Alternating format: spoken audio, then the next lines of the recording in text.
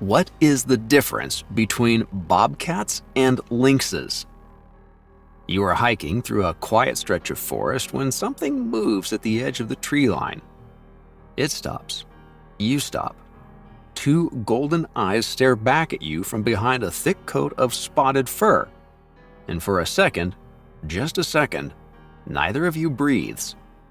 Then it vanishes like smoke. Was that a bobcat? Was it a lynx? Does it even matter? Well, yes it does. And here's the thing that most people get wrong. They assume these two animals are basically the same cat wearing different outfits. They are not.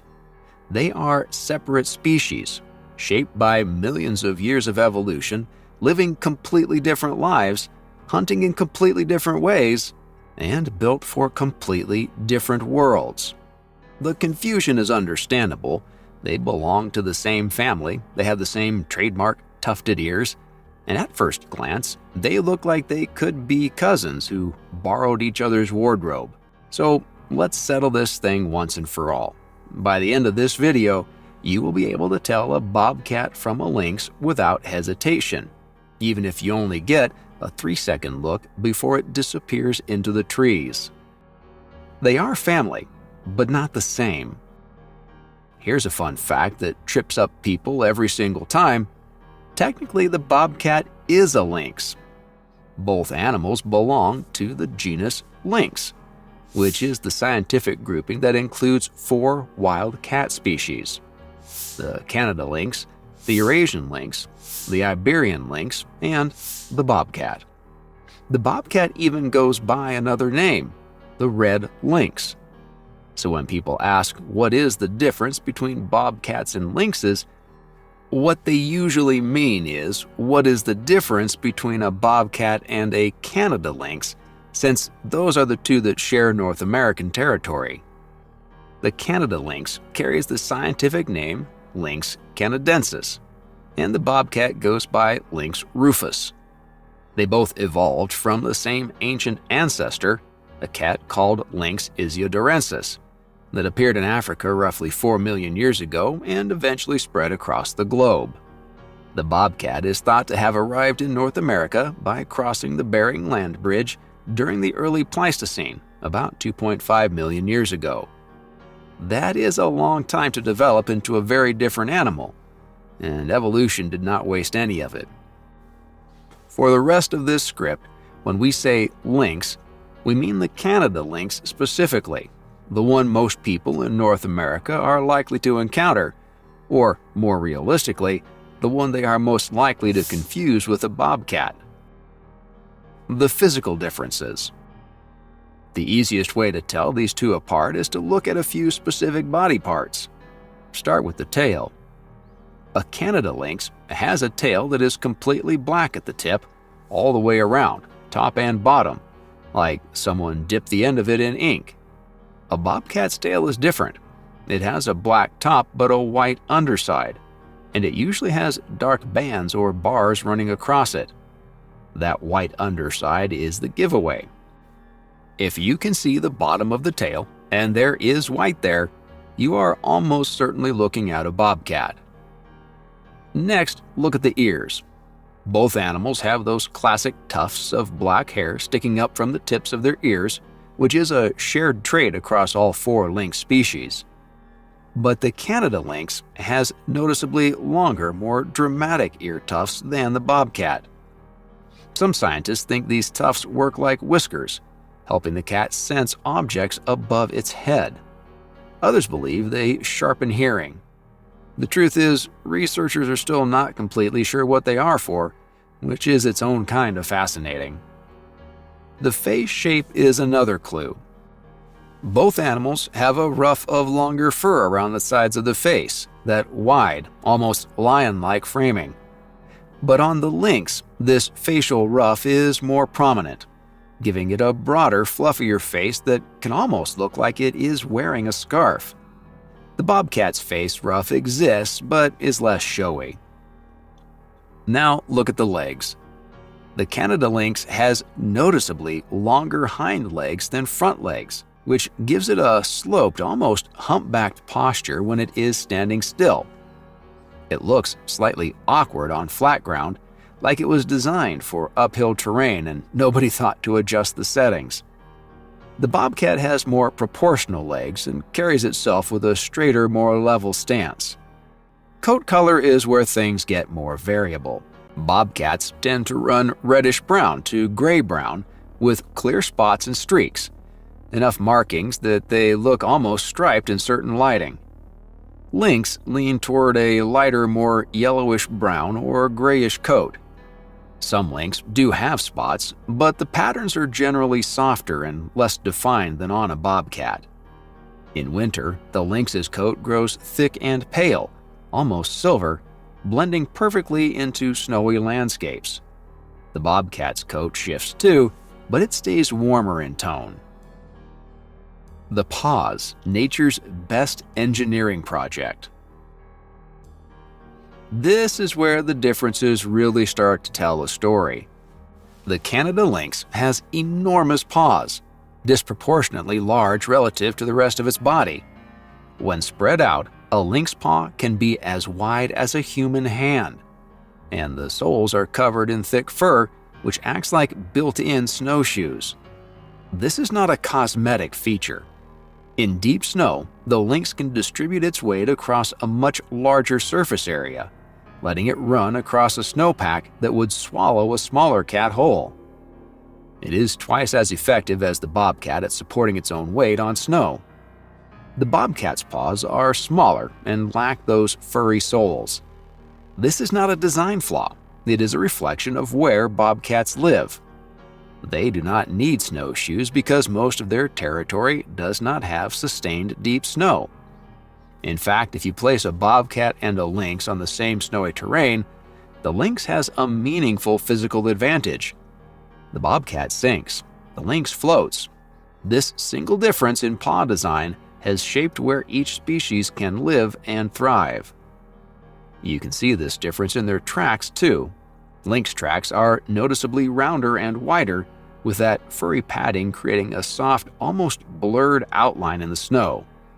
Bobcat tracks are smaller, cleaner, and more defined. For wildlife trackers and researchers, this is often the first thing they check when trying to confirm which species passed through. How big do they actually get? Most people assume lynx are always bigger than bobcats. That is mostly true, but not always. Canada lynx typically weigh between 10 and 38 pounds and measure roughly 31 to 39 inches in body length. Bobcats generally run between 8 and 33 pounds. So the lynx edges out the bobcat in average size, but the ranges overlap, and large male bobcats can actually outweigh smaller lynx. What stands out more than raw weight is body shape. The lynx looks taller and leggier, even when it does not weigh more. The long hind legs create the impression of a bigger, more imposing animal.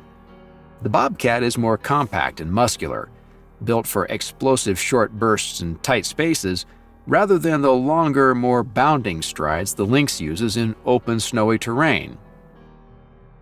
Where they live? The range of the bobcat is massive. It covers most of North America, from southern Canada down through the continental United States and into northern Mexico. Bobcats have been found in forests, deserts, swamps, scrublands, and mountain ranges. They live in suburban fringes, on farmland edges, and in the wild stretches between human settlements. In 2010, a bobcat was caught by animal control inside a parking garage in downtown Houston. That tells you everything about how adaptable this animal is. The Canada lynx has a much narrower world.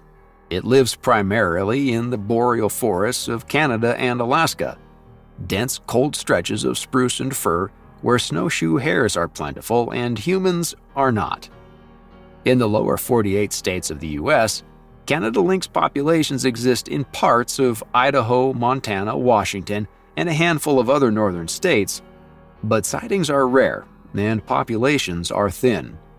The deep snow and mature forest the lynx needs simply do not exist across most of the country. Where the two species do overlap, things get competitive. Bobcats have actually been pushing Canada lynx northward in some areas. The clearing of coniferous forests for agriculture removes the lynx's preferred habitat, while the more flexible bobcat moves in and takes over. Displacement of Canada lynx by aggressive bobcats has been documented in Nova Scotia, and researchers believe the bobcat's competitive behavior has prevented lynx from expanding further south. What they eat? Both animals are strict carnivores, and both are stalk and ambush hunters. They do not run prey down over long distances. Instead, they move quietly, close the gap, and spring. The kill usually comes from a precise bite to the back of the neck, snapping the vertebra. It is fast, efficient, and rarely dramatic. Nature does not waste energy on theatrics. The bobcat's diet is a long and varied list. Rabbits and hares are the main staple, but bobcats also take rodents, squirrels, ground birds, deer, particularly fawns and weakened adults, and occasionally reptiles. Their flexibility in prey choice is a direct result of living in so many different environments. A bobcat in the desert hunts differently than a bobcat in a northern forest, and both are effective. The Canada lynx has a much narrower menu, and it is almost completely controlled by one animal, the snowshoe hare. In areas with healthy hare populations, lynx can eat almost nothing else. This is not just preference, it is dependency. The relationship between the Canada lynx and the snowshoe hare is one of the most well-documented predator-prey cycles in wildlife biology. When hare numbers go up, lynx populations follow. When hare numbers crash, which happens in roughly 10-year cycles, lynx populations collapse with them. Behavior. One is bold, one is a ghost. Both species are solitary. Neither one is looking for a social life. They mark territories with scent, claw marks, and droppings, and they generally avoid other members of their own species outside of mating season. They are primarily active at night and around dawn and dusk, though bobcats have been known to hunt during the day in colder months when their prey is more active in daylight. Where they differ in behavior is in boldness. The bobcat has a reputation for attitude. Wildlife researchers have nicknamed it the Spitfire of the animal kingdom, which is not something you hand out lightly. Bobcats have been known to hold their ground, hiss, spit, and confront threats rather than retreat. They adapt to human environments, turn up in suburban backyards, and occasionally make a meal of a farmer's chickens or a neighbor's outdoor cat. They are not trying to make enemies. They are just confident, opportunistic hunters who are not easily rattled. The Canada lynx is the opposite in temperament. It is one of the more elusive wild cats in North America. Most people who live within its range have never seen one in the wild. It avoids human contact, keeps to remote forest interiors, and does not tend to adapt to human-modified landscapes the way the bobcat does. When a Canada lynx is spotted, it is usually because the animal is moving through at night, following a trail of snowshoe hare tracks, and happened to cross a road. Raising kittens. When prey determines family size. Both bobcats and Canada lynx mate in late winter, typically between February and March. Gestation lasts about 60 to 70 days, and litters usually contain 2 to 4 kittens. Bobcat kittens stay with their mother through the first winter before going off on their own. Lynx kittens follow a similar timeline, staying with the mother for roughly 9 months before splitting off as young adults. What is remarkable about Canada lynx reproduction is how directly it is tied to prey availability. When snowshoe hare populations are booming, lynx can produce litters of up to 8 kittens. When hares crash, females may not breed at all, or kittens may not survive. This is not a choice, it is a physiological response to nutritional stress. The bobcat's reproductive success is far more stable because its food supply does not collapse in the same way. Conservation. One is thriving, one is holding on. The bobcat is listed as least concern by the International Union for Conservation of Nature. It is not under threat. In fact, bobcat sightings have been increasing in many areas as the animals expand into suburban and para-urban environments. Its adaptability is its survival strategy, and it is working. The Canada lynx is a different story. Globally, it is also listed as least concern, but in the lower 48 states of the United States, the Canada lynx is officially classified as threatened under the Endangered Species Act.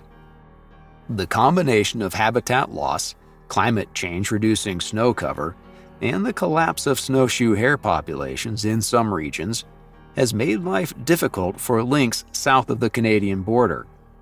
In parts of eastern Canada, specifically Nova Scotia and New Brunswick, the lynx is considered regionally endangered. The Iberian lynx, for anyone curious, had it even worse. At its lowest point in the early 2000s, fewer than 100 Iberian lynx existed on the planet, making it the most endangered cat species in the world. Intensive conservation work, captive breeding, habitat restoration, and prey management has brought that number back from the edge. It was reclassified from critically endangered to vulnerable in recent years, which is one of the more encouraging conservation success stories of the last 2 decades. For the Canada lynx, the path forward is less clear. Climate change is shrinking the snowpack that makes lynx territory viable. The deeper, more persistent snow that gives lynx their competitive advantage over bobcats is becoming less reliable. As the climate warms, the bobcat's range continues pushing northward, and the lynx finds itself retreating further into the cold corners of the continent. A side note, lynxes are real. Yes, you read that right. Bobcat-lynx hybrids exist. They are called lynxes, or sometimes lynx cats, and they are rare but documented. They tend to appear in areas where the two species ranges overlap, and they display a mix of physical traits from both parents. A lynx might have a lynx's leg proportions but a bobcat's spotted coat, or vice versa. They are not a stable population, they are rare crossings that happen when the opportunity arises. But they are a good reminder of just how closely related these two animals actually are. If you are somewhere in the southern United States, any state below the Canadian border and away from a few specific northern mountain regions, and you saw a cat with tufted ears and a short tail, it was almost certainly a bobcat. They are the only member of the lynx family within a range that broad. If you were in the deep boreal forests of Canada or Alaska, or crossing a remote mountain road in Montana, Idaho, or Washington in winter, you might have been lucky enough to see a Canada lynx. Look at the tail. If the underside is white, it is a bobcat. If the entire tip is solid black all the way around, it is a lynx. Look at the paws. If they are enormous and round, it is a lynx. If they are smaller and more defined, it is a bobcat. Look at the posture. If the back end seems higher than the front, giving it a slightly hunched look, that is the lynx's longer hind legs at work. Two cats, one genus, completely different lives. The bobcat is the adaptable survivor, the one that turns up on trail cameras in suburban backyards and does not seem particularly bothered by the neighbor's dog. The Canada lynx is the specialist, perfectly engineered for cold, snow-covered forests, locked into a life-or-death relationship with a single prey species, and slowly losing ground to a changing world.